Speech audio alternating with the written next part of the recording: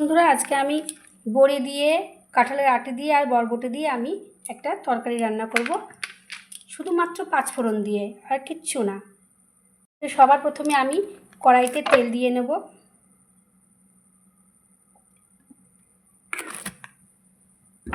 তেলটা গরম হলে বড়িগুলোকে ভেজে নেব। তো তেলটা গরম হয়ে গিয়েছে, এবার বড়িগুলোকে আমি ভেজে নেব। খুব হাই হিটে ভাজবো না, হাই হিটে ভাজলে এগুলো লাল হয়ে যাবে।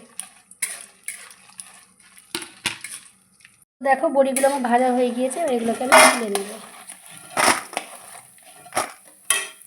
এবার ওই তেলের মধ্যেই আমি 5 ফোড়ন আর 2টো তেজপাতা দিয়ে দিলাম।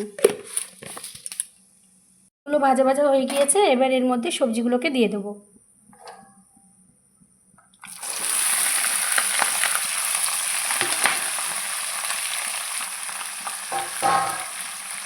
এর মধ্যে কাঁঠালের আটি, বরবটি, আলু আর কপির ডাঁটা আছে।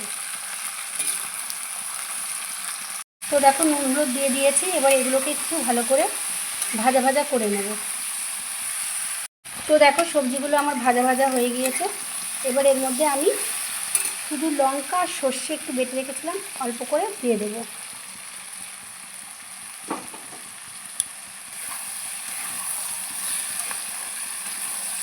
দিয়ে হালকা একটু কষিয়ে আমি একটু জল দিয়ে দেবো। তো দেখো, কষানো আমার হয়ে গিয়েছে। এবার এর মধ্যে আমি জল দিয়ে দেবো।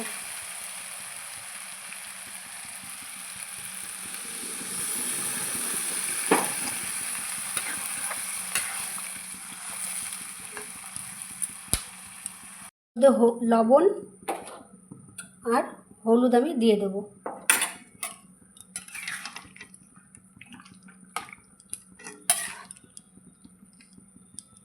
বড়িটা সিদ্ধ হতে অনেক সময় লাগবে, তাই আমি আগে থেকেই বড়িটা দিয়ে দিলাম। কারণ এই বড়িটা সিদ্ধ হতে অনেকটাই সময় লাগবে, তাই বড়িটা এর সাথেই দিলাম। তাহলে সমানে বড়িটা সিদ্ধ হবে। তরকারিটা ফোটা পর্যন্ত, সিদ্ধ হওয়া পর্যন্ত অপেক্ষা করব, তারপর ফিরে আসবো। তো দেখো বন্ধুরা, তরকারিটা আমার হয়ে গিয়েছে। এবার এই পর্যায়ে আমি একটু চিনি দিয়ে দেবো।